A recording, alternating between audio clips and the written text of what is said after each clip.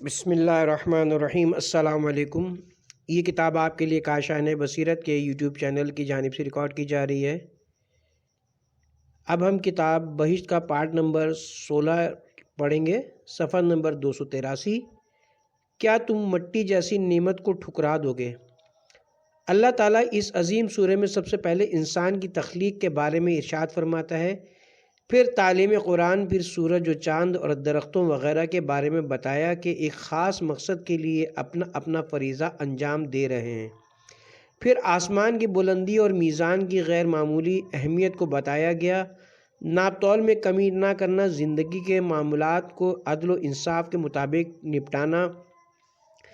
پھر زمین کی خلقت اور اس کے فوائد بیان کیے گئے۔ پھر یہ بتایا گیا کہ انسان کس چیز سے پیدا کیا گیا ہے اور جن کس چیز سے۔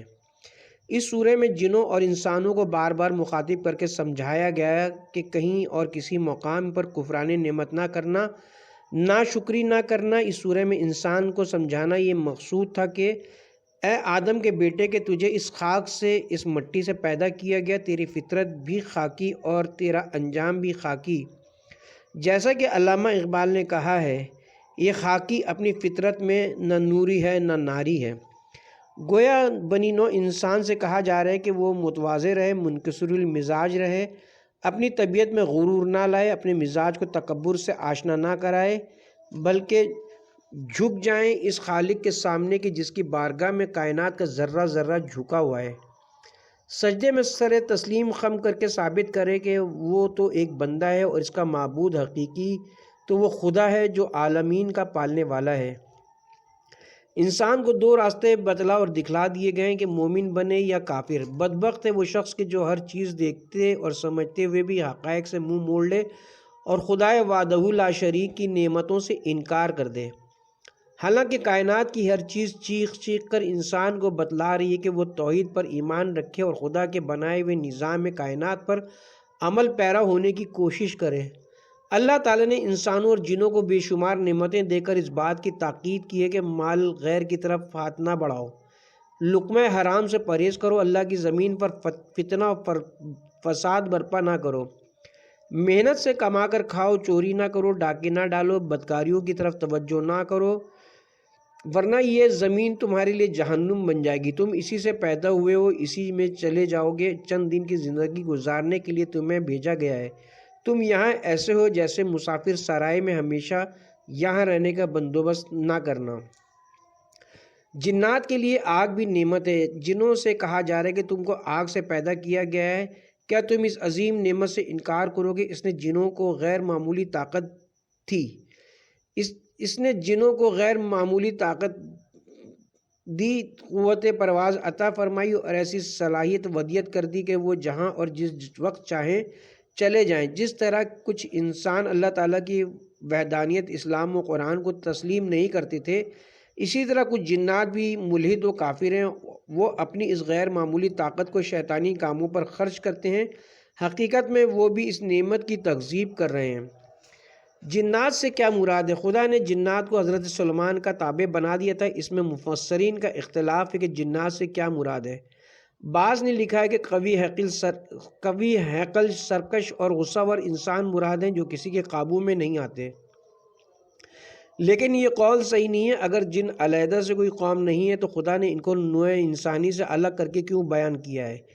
جنات کی خلقت آگ سے کیوں بیان کی ہے؟ وہ انسانوں میں شامل ہوتے تو ان کی خلقت عام انسانوں کی طرح مٹی سے ہونی چاہیے تھی۔ الغرض جن جنات کو جناب سلیمان کی تسخیر میں دیا تھا وہ ضرور نوع انسانی سے الگ تھی۔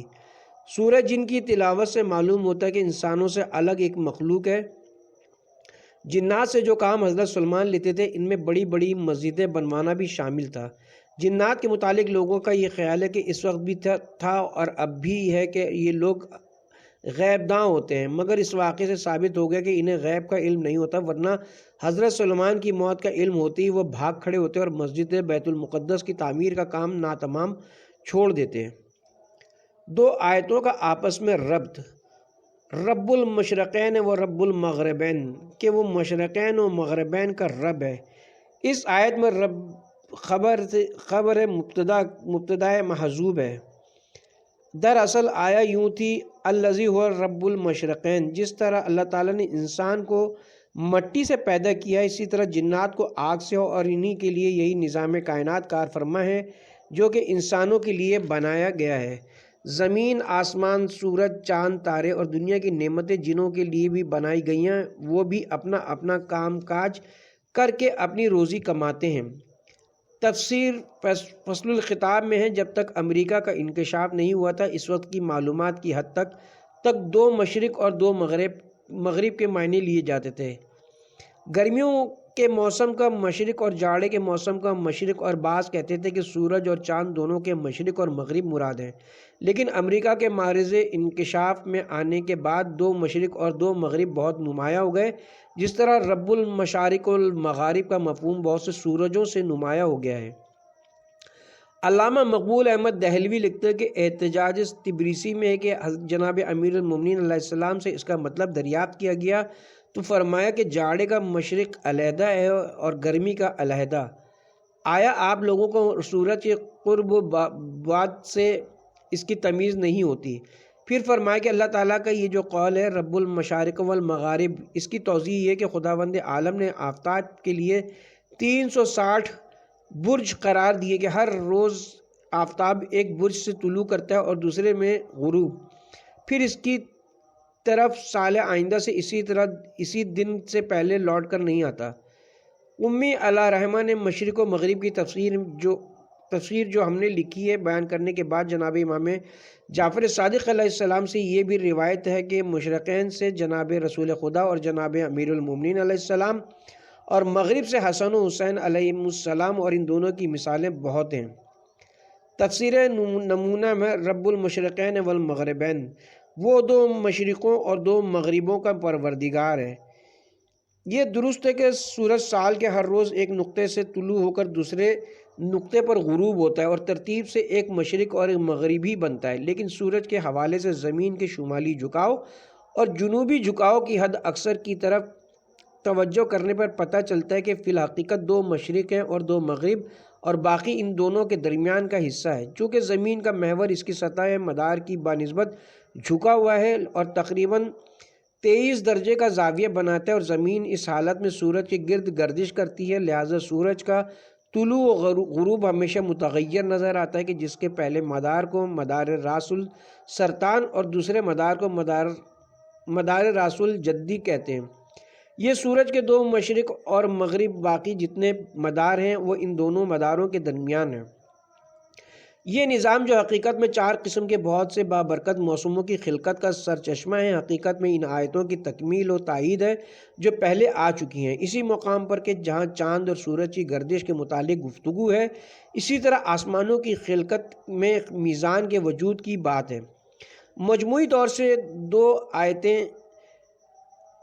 وہ آیتیں زمین، چاند اور سورج کی خلقت اور حرکت کے دقیق نظاموں کے بیان پر مشتمل ہیں۔ ان میں ان نعمتوں اور برکتوں کی طرف بھی اشارہ ہے کہ جو ان وسائل سے انسان کو حاصل ہوتی ہیں۔ بعض مفسرین نے یہاں 2 مشرقوں اور 2 مغربوں کی تفسیر سورج کے طلوع و غروب اور چاند کے طلوع اور غروب کے اعتبار سے کی ہے، اور اسے گزشتہ آیت الشمس والقمر بحسبان کے مطابق سمجھتے ہیں، لیکن پہلے معنی زیادہ مناسب نظر آتے ہیں، خصوصاً اس وجہ سے کہ بعض اسلامی روایات میں بھی ان کی طرف اشارہ ہوا ہے۔ من جملہ دیگر حدیثوں کے امیر المومنین حضرت علی علیہ السلام کی ایک حدیث ہماری نظر کے سامنے آتی ہے کہ آپ نے اس آیت کی تفسیر میں فرمایا، سردیوں کے آغاز کا مشرق اور ہے اور گرمیوں کے آغاز کا مشرق اور ہے۔ کیا تم دیکھتے نہیں کہ سورج ان 2 موسموں میں قریب اور دور ہوتا ہے؟ گرمیوں کے موسم میں آسمان پر سورج کے اوپر آنے اور سردیوں کے موسم میں اس کے نیچے چلے جانے کی طرف اشارہ ہے۔ جو کچھ ہم نے کہا ہے اس سے یہ نقطہ اچھی طرح واضح ہو گیا ہے کہ بعض آیات قرآنی میں یوں آیا ہے، مشرقوں اور مغربوں کے پروردگار کی قسم، سورہ معارج آیت نمبر 40، کیونکہ اس میں پورے سال کے تمام مشرقوں اور مغربوں کی طرف اشارہ ہے، جبکہ زیر بحث آیت میں صرف اس کی انتہائی قوس سعودی و نزول کی طرف اشارہ ہے۔ بہرحال اس نعمت کے ذکر کے بعد پھر اس نے جن و انس کو مخاطب کرتے ہوئے کہا ہے کہ تم اپنے پروردگار کی کس کس نعمت کا انکار کرو گے؟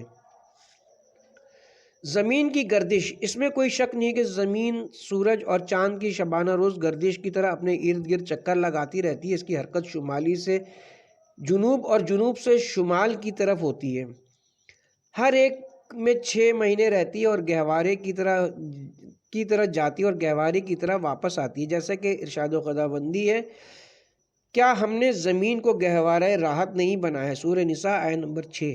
ایک اور مقام پر ارشاد فرمایا ہے، اللہ داخل کرتا ہے رات کو دن اور داخل کرتا ہے دن کو رات میں، سورہ لقمان آیت نمبر 29۔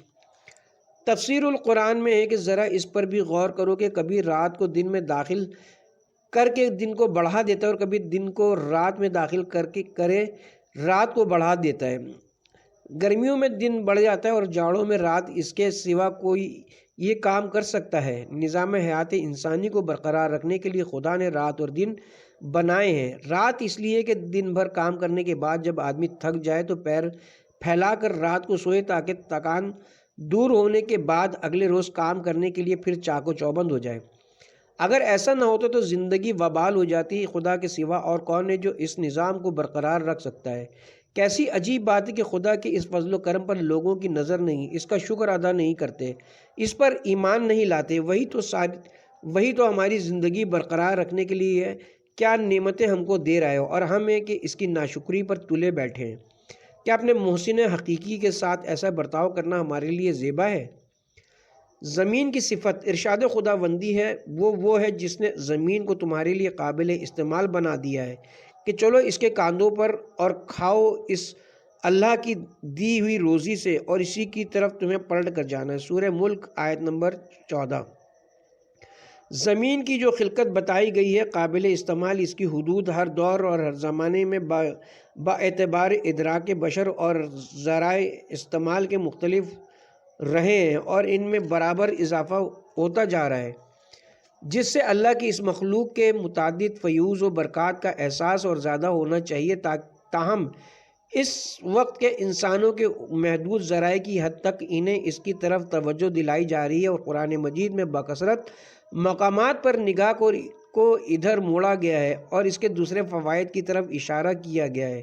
یہاں ان تمام فوائد کو اور جن کا آئندہ انکشاف ہوتا رہے گا، ذلولہ کے لفظ میں جس کا ترجمہ ہم نے قابل استعمال کیا، سمیٹ کر صراحتاً صرف اس فائدے پر توجہ دلائی گئی کہ چلو اس کے کاندھوں پر، چونکہ کاندھوں کے لفظ بلندی کا پتہ دیتے ہیں، اس لیے بعض لوگوں نے اسے پہاڑوں کے معنی میں لیا ہے، مگر اس کی ضرورت نہیں ہے۔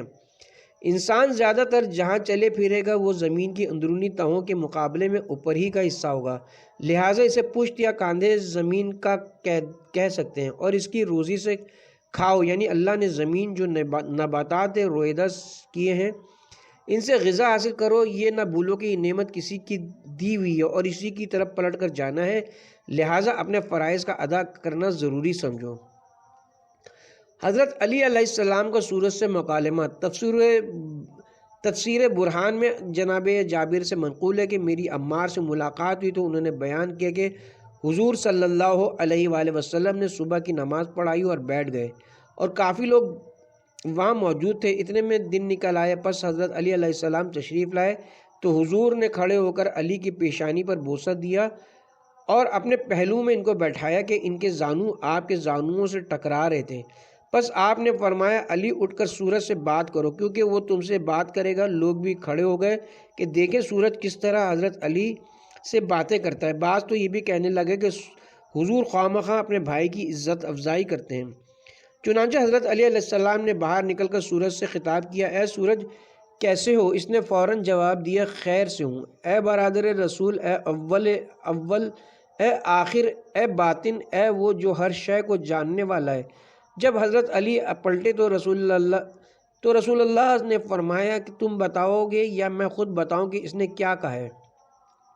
حضرت علی نے عرض کی کہ حضور کا فرمانا ہی بہتر ہے۔ تو آپ نے فرمایا کہ سورج کا اول، اس کا یہ معنی ہے کہ تم سابق الایمان ہو، اور اس کا یہ کہنا کہ تم آخر ہو، اس کا معنی یہ ہے کہ تم سب سے آخر میرے غسل وغیرہ کے وقت موجود ہوگے، اور ظاہر کے معنی یہ کہ آپ میرے پوشیدہ رازوں سے مطلع ہوں گے اور باطن کا معنی یہ ہے کہ آپ میرے علم کے صحیح وارث ہوں گے، اور ہر شے کے علم رکھنے کا مطلب یہ ہے کہ خداوند عالم کے نازل کردہ جملہ حلال و حرام، فرائض و احکام تعویل و تنزیل، ناسخ و منسوخ اور محکم و متشابہ کے تم عالم ہو۔ یعنی اگر مجھے اپنی امت کے ایک گروہ کے متعلق یہ ڈرنا ہوتا ہے کہ آپ کو وہ کچھ کہہ دیں گے جو نصرانیوں نے حضرت عیسیٰ کے متعلق کہہ دیا، تو میں آپ کے متعلق ایسی بات کہتا کہ آپ کسی بھی جماعت کے پاس سے گزرتے تو وہ آپ کے قدموں کی خاک باعث شفا سمجھ کر ذخیرہ کرتے۔ پس عمار ابھی بات کہہ چکے تھے کہ حضرت سلمان آ گئے، تو عمار نے کہا کہ سلمان بھی اس موقع پر موجود تھے۔ چنانچہ حضرت سلمان نے بھی عمار کی طرح پوری حدیث من و عن بیان کر دی۔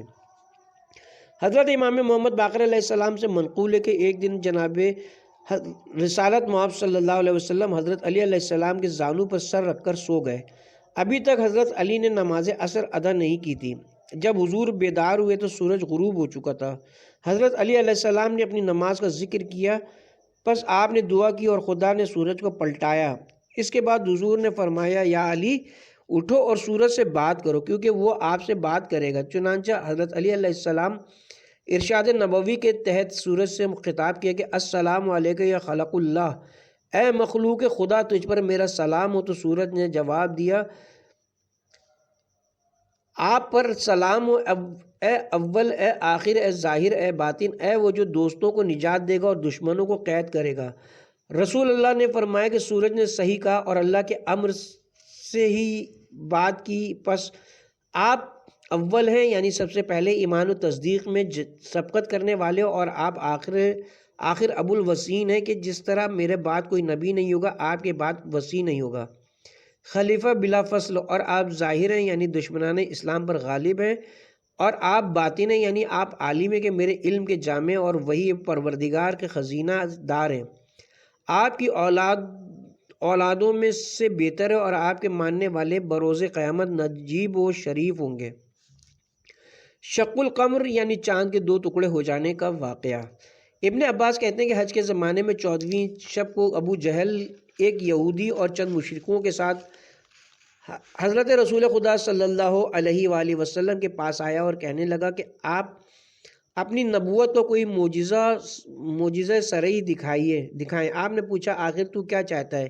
اس نے یہودی سے مشورہ کر کے کہا کہ اگر اس چاند کے 2 ٹکڑے الگ الگ نظر آنے لگیں اور تھوڑی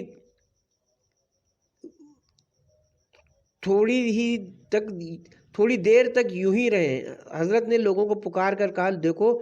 اس پر ابو جہل نے کہا، لوگوں، محمد نے نظر بندی کر دی ہے، یہاں سے جو لوگ باہر گئے ان سے پوچھو، اگر وہ لوگ تصدیق کرتے تو البتہ مان لوں گا۔ جب ان لوگوں سے تصدیق ہو گئی تو وہ بولا، آپ نے ساری دنیا کی نظر بندی کر دی ہے۔ اس واقعے کو ابن مسعود، انس بن مالک، حذیفہ ابن عمر اور جبیر بن مطعم وغیرہ نے بھی بیان کیا، اور حضرت ائمہ معصومین علیہ السلام نے بھی اس کی تصریح فرمائی، اور صحابہ اور علماء کا اس پر اتفاق ہے کہ یہ واقعہ وقوع پذیر ہوا۔ تاریخ فرشتہ میں بھی اس کا ذکر ہے۔ یہ واقعہ ہجرت سے 5 سال قبل کا ہے۔ اس کے متعلق مفسرین میں بہت اختلاف ہے۔ بعض کہتے ہیں حضرت کی خواہش پر ایسا نہیں ہوا تھا کہ بلکہ حضرت نے شق القمر دیکھ کر فرمایا تھا کہ قرب قیامت کی ایک نشانی ہے۔ بعض کہتے ہیں جیسے آتش فشاں پہاڑ پھٹ جاتے ہیں، اتفاقاً چاند میں ایسی صورت پائی گئی تھی جسے حضرت نے قرب قیامت کی دلیل قرار دیا تھا۔ بعض کہتے ہیں کہ کسی قرے کا ایسا شک ہونا کہ ایک ٹکڑا دوسرے سے میلوں دور ہو جائے، یہ بات عند العقل قبول نہیں۔ بعض کہتے ہیں یہ واقعہ ہوا نہیں بلکہ آئندہ ایسا ہوگا جو قرب قیامت کی دلیل ثابت پائے گا، لیکن سب باتوں کا عند الایمان کوئی جواز نہیں، کیونکہ قرآن کا سیاق و سباق بتاتے ہیں کہ واقعہ ظہور میں آیا، دونوں ماضی کے صیغے ہیں، لہٰذا مستقبل کا خیال بے معنی ہے۔ یہ واقعہ ہوا اور ضرور ہوا۔ معجزہ کہتے ہیں اس فعل کو، معجزہ کہتے ہی اس فعل کو ہیں جس کی حقیقت سمجھ میں نہ آئے، اگر آ جائے تو پھر ہر کوئی معجزہ نما بن سکتا ہے۔ شق القمر کے متعلق کسی راوی کا یہ بیان نہیں ہے کہ چاند کے دونوں ٹکڑے علیحدہ علیحدہ ہو گئے تھے، بلکہ ایک ایسی دراڑ پڑ گئی کہ بیچ میں خلا دکھائی دینے لگا، اس کے بعد باعجاز وہ دونوں کنارے مل گئے۔ ایسا نہیں ہوا کہ شک کی وہ صورت کچھ عرصے تک باقی رہی ہو اور وہ یہ اعتراض ہو سکے کہ لوگوں نے دیکھا نہیں۔ جب تک ایسی چیزوں کا پہلے سے اعلان نہ ہو، لوگوں کو کیا غرض تھی کہ اس رات کو صبح کے قریب تک چاند کو گھورتے رہتے ہیں۔ اچانک ایک واقعہ ہوا اور ختم ہو گیا۔ جن کو یہ معجزہ دکھانا تھا انہوں نے دیکھ لیا، تمام دنیا میں اس کا مشاہدہ کیسے ہو سکتا؟ بعض روایات سے تو یہ بھی ثابت ہے کہ ہندوستان اور چین وغیرہ میں دیکھا گیا اور اس کو چاند گرہن وغیرہ کی طرح عجائبات قدرت سمجھا گیا۔ رہا یہ کہنا کہ چاند کا جو اتنا بڑا قرہ ہے شق ہونا کیسے ممکن ہے، تو معجزات سے امکان کا تعلق نہیں ہوتا۔ موسیٰ کے عصا کا سانپ بن جانا، یونس کا مچھلی کے شکم میں زندہ رہنا، عیسیٰ کا مٹی سے چڑیا بنا کر اڑا دینا، ابراہیم پر آگ کا گل و گلزار بن جانا، کس کی سمجھ میں آتا ہے جو اس کے سمجھنے کی کوشش کی جائے۔ سورج اور چاند، سورج اس کو حیات انسانی میں بڑا دخل ہے، اگر یہ نہ ہو تو روئے زمین کی تمام مخلوق مر جائے۔ دن میں روشنی اس کے وجود سے ہے، یہ خدا کی مخلوق ہے، خدا نہیں ہے۔ کس قدر احمق ہے وہ لوگ جو اسے خدا سمجھ کر پوجتے ہیں۔ چاند یہ بھی خدا کی بڑی نشانیوں میں سے ہے، رات کو روشن کرنے والا بھی ہے۔ نظام حیات انسانی کی فنا و بقا میں اس کا بھی بڑا دخل ہے۔ اس کی تمام عدلتی بدلتی حالتیں قدرت کی نشانیاں ہیں اور ہر روز اس کی کرنیں ایک علیحدہ اثر رکھتی ہیں جن سے مخلوق ارضی متاثر ہوتی ہے۔ تشریحات: اسی نے انسان کو ٹھیکرے جیسی کھنکھناتی مٹی سے پیدا کیا اور اسی نے جنوں کو آگ کے شعلے سے پیدا کیا۔ پھر تم دونوں اپنے پروردگار کی کون کون سی نعمتوں کو جھٹلاؤ گے؟ وہ دونوں مشرقوں کا مالک ہے اور دونوں مغربوں کا مالک ہے، پس تم دونوں اپنے پروردگار کی کون کون سی نعمت کو جھٹلاؤ گے؟ انسان کی خلقت ٹھیکری جیسی خاک سے ہوئی ہے۔ تفسیر نمونہ میں کہ خدا نے گزشتہ نعمتوں کے ذکر کے بعد جن میں انسان کی خلقت بھی تھی اور جسے سربستہ شکل میں پیش کیا گیا تھا، زیر بحث آیات میں پہلے انسان اور ان کی خلقت کے بارے میں تشریح کی ہے، تشریح بھی ایسی کہ جو اس کی قدرت کاملہ کی نشاندہی بھی ہے اور سب کے لیے درس عبرت بھی۔ پروردگار عالم فرماتا ہے کہ انسان کو ٹھیکری جیسے خشک شدہ گارے سے پیدا کیا۔ سلسلال اصل میں خشک جسم کے آواز آنے جانے کے معنی میں ہے۔ اس کے بعد خشک ہو جانے والی مٹی کی طرف اگر اشارہ کریں اور وہ آواز دے تو اسے سلسلال کہا جاتا ہے۔ برتن میں بچے ہوئے پانی کو بھی سلسلہ کہتے ہیں کیونکہ وہ ادھر ادھر حرکت دینے سے صدا دیتا ہے۔ بعض مفسرین کا یہ قول ہے کہ سلسلال کے معنی بدبودار کیچڑ کے ہیں، لیکن پہلے معنی زیادہ مشہور ہیں۔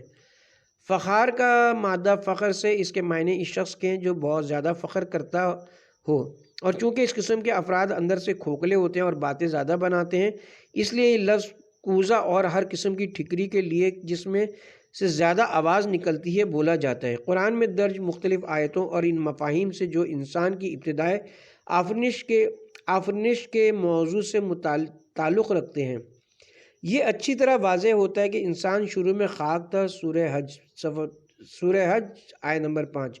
پھر اس کی پانی کے ساتھ آمیزش ہوئی اور یہ کیچڑ کی شکل اختیار کر گیا، سورہ انعام آیت نمبر 2، اور پھر لجن بدبودار کیچڑ ہو گیا، سورہ ہجر آیت نمبر 28۔ اس کے بعد چپک جانے کی صورت اختیار کر لی، سورہ صفات آیت نمبر 11۔ پھر منجمد شے کی شکل اختیار کی اور سلسلال کالفخار بن گیا۔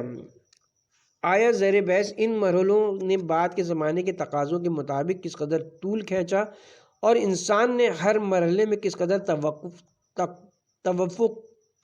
توقف کیا، اور یہ منتقل ہونے والے حالات کن اسباب و عوامل کے نتیجے میں وجود میں آئے، یہ ایسے مطالب ہے کہ جو ہمارے علم و دانش سے پوشیدہ ہیں، اس کو صرف خدا ہی جانتا ہے۔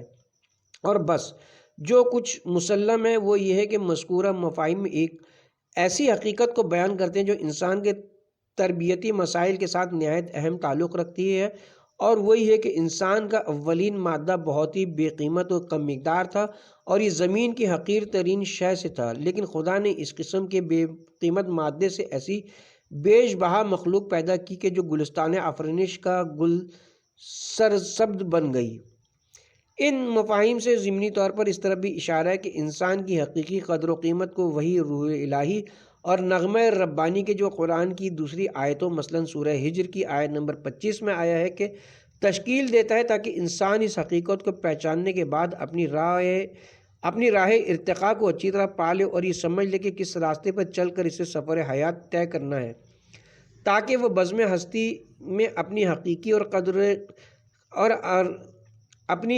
اور قدر و قیمت کو حاصل کرنے کے قابل ہو جائے۔ اس کے بعد پروردگار عالم جنات کی خلقت کی پیش کرتے ہوئے فرماتا ہے وَخَلَقَ الْجَانَّ مِن مَّارِجٍ مِّن نَّارٍ، اور جنوں کو آگ کے مخلوط اور متحرک شعلوں سے پیدا کیا۔ یہاں سے مراد آگ کے شعلوں کا اختلاط اور امتزاج ہے۔ آگ جس وقت شعلہ فغاں ہوتی ہے تو کبھی سرخ ہوتی ہے، کبھی زرد اور کبھی آبی، کبھی سفید۔ بعض مفسرین نے کہا کہ اس مرج کو تحرک کے معنی بھی ہیں۔ میں نے جانور کو چراگاہ میں چھوڑ دیا، کیونکہ مرج کے ایک معنی چراگاہ کے بھی ہیں۔ پھر ہمارے لیے یہ بات واضح نہیں کہ جن کی خلقت اس کے رنگ برنگی آگ سے کس طرح ہوئی ہے، جبکہ اس کی دوسری خصوصیتیں صبح صادق یعنی قرآن مجید اور وحی الہی کے حوالے سے ہم پر ثابت ہوئیں۔ مجہولات کے مقابلے میں ہماری معلومات کا محدود ہونا ہمیں اس بات کی اجازت نہیں دیتا کہ ہم ان حقائق کا اس کے بعد کہ وہ وحی الہی سے ثابت ہو جائیں انکار کریں یا انہیں نظر انداز کریں، خواہ ہمارا علم ان تک رسائی حاصل کرے یا نہ کرے۔ بہرحال زیادہ تر مخلوق جس سے ہمارا سروکار ہے وہ پانی، مٹی، ہوا اور آگ ہے۔ ہم انہیں چاہے قدمہ کی طرح عنصر اور بسیط سمجھے یا موجودہ ماہرین کے نقطہ نظر کے اعتبار سے مختلف الاجسام اجزاء سے مرکب خیال کریں، لیکن ہر صورت میں انسان کی خلقت کا مبدا مٹی اور پانی ہے، جبکہ جن کا مبدا خلقت ہوا اور آگ ہے۔ مبدأ آفرینش کی یہ دو رنگی ان دونوں مخلوقوں کے درمیان بہت سے اختلافات کا سرچشمہ ہے۔ رب المشرقین اور رب المغربین کے بارے میں تفسیر بیان کی جا چکی ہے۔